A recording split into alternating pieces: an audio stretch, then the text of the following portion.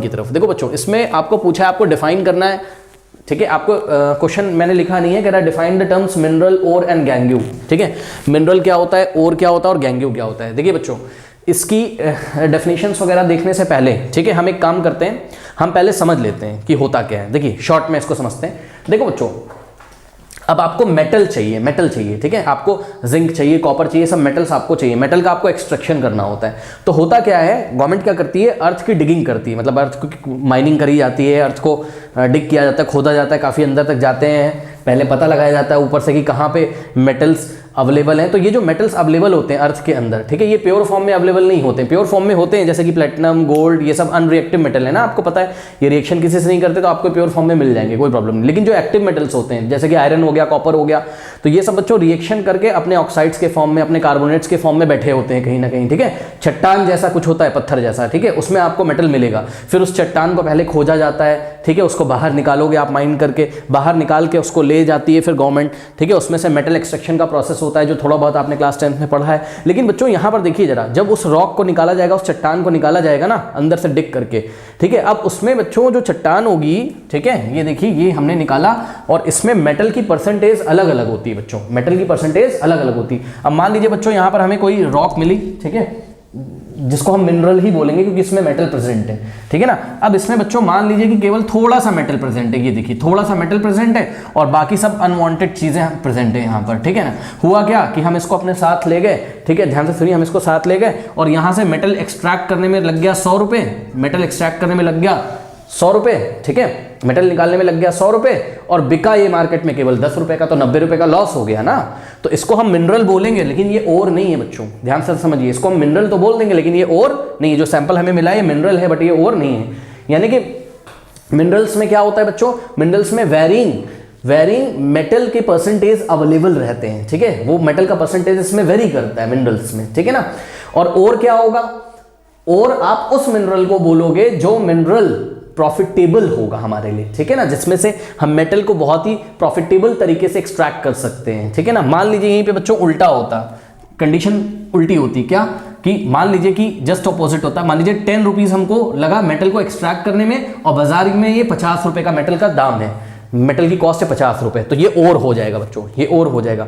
सुन लो, हर एक मिनरल और हो नहीं सकता, केवल वही मिनरल और होगा जो मिनरल से आप जब मेटल निकालें तो वो आपके लिए प्रॉफिटेबल हो। बात समझ में आ गई कि नहीं। तो सारे मिनरल और नहीं होते हैं, लेकिन सारे और मिनरल होते हैं, सारे और मिनरल होते हैं। बात समझ में आई कि नहीं आई, ठीक है।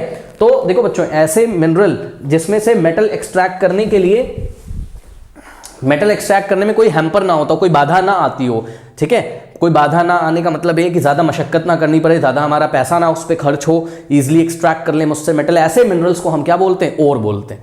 बात समझ में आई कि नहीं आई, ठीक है ना। तो सभी और मिनरल्स होते हैं लेकिन सभी मिनरल और नहीं होते, मतलब जिस भी मिनरल में आपको मेटल की परसेंटेज कम मिल जाएगी, अनवांटेड चीज़ें ज़्यादा मिल जाएंगी, वो मिनरल आपका और नहीं होगा। जिस मिनरल से आप मेटल को प्रॉफिटेबली एक्सट्रैक्ट नहीं कर पाएंगे वो मिनरल आपका और नहीं होगा। और केवल वही वाले मिनरल होते हैं जिसमें से आप मेटल बहुत ही ईजिली, कन्वीनियंटली और प्रॉफिटेबली आप एक्सट्रैक्ट कर सकते हो, ठीक है ना। बहरहाल अब इसकी डेफिनेशन देखेंगे, ठीक है ना।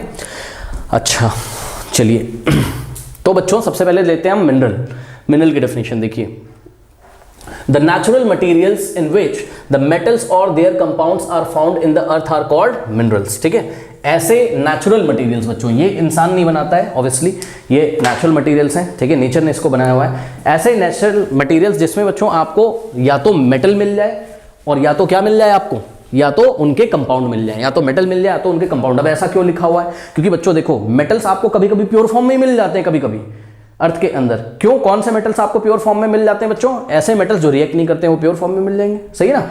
और कंपाउंड कौन से मेटल्स के मिलेंगे, जो मेटल्स रिएक्टिव, जैसे कि फॉर एग्जांपल कि गोल्ड तो आपको लगभग प्योर फॉर्म में मिल जाएगा, ठीक है ना। गोल्ड AU फॉर्मूला होता है गोल्ड का, ये तो आपको लगभग प्योर फॉर्म में मिल जाएगा। लेकिन जिंक जब मिलेगा तो वो जिंक अपने कार्बोनेट के फॉर्म में मिलेगा। ये देखिए, तो ये जिंक का जिंक कार्बोनेट क्या एक तरीके का कंपाउंड है, ये जिंक कंपाउंड है, जिंक का कंपाउंड है, ठीक है। यहाँ सब जिंक सब कुछ क्लास में पढ़ाया हुआ है कैसे हम मेटल एक्सट्रैक्ट करते हैं, ठीक है। तो यही डेफिनेशन लिखी, ऐसे नेचुरल मटेरियल जिसमें क्या प्रेजेंट हो, मेटल या फिर देयर कंपाउंड, यानी कि मेटल के कंपाउंड प्रेजेंट हो, ठीक है। और ये मटेरियल्स कहाँ पाए जाते हैं, ये मटेरियल्स पाए जाते हैं अर्थ के अंदर, माइन करके हम उनको निकालते हैं, ठीक है। तो ऐसे नेचुरल मटेरियल्स को जो कि अर्थ के अंदर पाए जाते हैं, उसमें मेटल होता है या मेटल के कंपाउंड्स होते हैं, ऐसे मटेरियल्स को हम क्या बोलते हैं, मिनरल्स बोलते हैं, सही है। अब देखिए बच्चों आगे क्या लिखा हुआ है, different minerals contain varying percentage of metal, यही हमने आपको बताया था, अलग अलग मिनरल्स आपको मिलेंगे, उसमें वैरिंग परसेंटेज होगा, वेरी कर रहा होगा परसेंटेज किसका, मेटल का, ठीक है ना। जिसमें मेटल की कॉन्सेंट्रेशन ज्यादा होगी वो हमारे लिए ओर कहलाएगा, वो मिनरल तो होगा ही होगा, नो डाउट, ठीक है, वो ओर कहला जाएगा, वही मिनरल सेम, ठीक है। अब देखिए मिनरल मे और may not contain objectionable impurities which hamper the extraction of metal. देखिए बच्चों यहां पर लिखा भी हुआ है कि जो मिनरल है उसके अंदर ऑब्जेक्शनेबल इंप्योरिटीज हो भी सकती है और नहीं भी हो सकती। ऑब्जेक्शनेबल इंप्योरिटीज मतलब जिससे हमें ज्यादा मतलब नहीं है, मतलब जिससे हमें मतलब नहीं, जो हमें नहीं चाहिए, ऐसी इंप्योरिटीज मिनरल्स में हो भी सकती हैं और नहीं भी हो सकती हैं, ज्यादा भी हो सकती हैं ऐसी इंप्योरिटीज और कम भी हो सकती हैं। बात समझ में आई कि नहीं आई, ठीक है। जो कि हैम्पर करे, हैम्पर करने का मतलब क्या करे, बाधा डाले, किसमें बाधा डाले, मेटल के एक्सट्रैक्शन में, उस मिनरल में से आपको मेटल तो एक्सट्रैक्ट करना होगा ना, ठीक है। तो मिनरल्स में ऐसी इंप्योरिटीज हो भी सकती हैं और नहीं भी हो सकती हैं जो मेटल को एक्सट्रैक्ट करने में बाधा डालें, ठीक है। तो इतना हमने डिफाइन कर दिया यहां पर। उसके बाद और क्या होता है, अब देखिए ऐसे मिनरल्स, ठीक है, ऐसे मिनरल्स जिसमें से हम मेटल्स को इजीली एक्सट्रैक्ट कर सकते हैं, देखिए लिखा हुआ है, those minerals from which the metals can be extracted conveniently and profitably are called ores. यही बात हमने आपको समझाई थी, ऐसे मिनरल्स जिसमें से आप बहुत ही कन्वीनियंट तरीके से और बहुत ही प्रॉफिटेबल तरीके से मेटल को एक्सट्रैक्ट कर सकते हो, ऐसे मिनरल्स को हम लोग क्या बोलते हैं, ओर्स, ओके।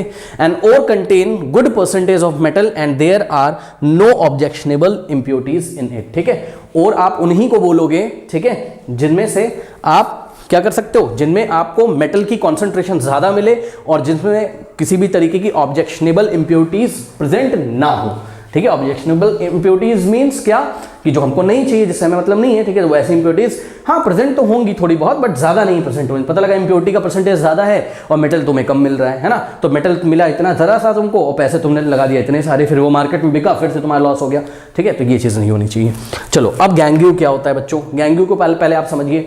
देखिए जब आप ओर में से मेटल को बच्चों एक्सट्रैक्ट करते हो, या जब आपको ओर मिलेगा नेचर में, अर्थ के अंदर आप ओर को किसी कहीं पे खोजोगे, किसी मेटल का आपको ओर मिला, तो बच्चों बहुत सारी इंप्योरिटीज उसके साथ प्रेजेंट होती है, जैसे कि सैंड हो गया, माइका हो गया, ठीक है ना, लाइमस्टोन हो गया, अर्थी पार्टिकल्स, ठीक है, बहुत सारे फालतू के उसमें पार्टिकल्स लगे रहते, सैंड हो गया आपका, ठीक है।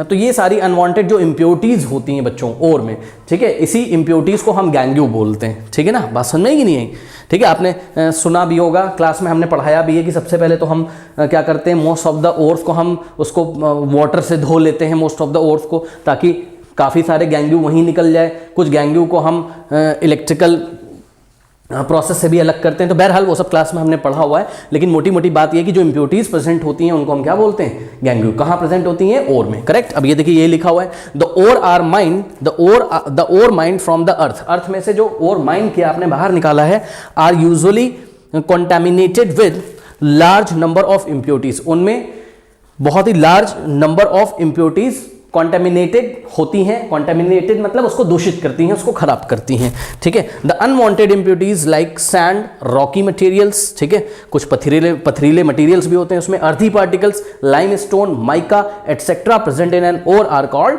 गैंग्यू। कोई डाउट है बताइए, सिंपल है। तो थोड़ा सा लर्न करके बच्चों एक बार प्रैक्टिस आपको इसको करना होगा। एग्जाम में ये गैंग्यू बहुत ज्यादा पूछा जाता है, तो ध्यान रखिएगा। कभी कभी मिनरल्स और ओर में डिफरेंट भी पूछा जा सकता है, तो आपको यही लिखना है, ठीक है। तो आप नोट कर लीजिए इसको।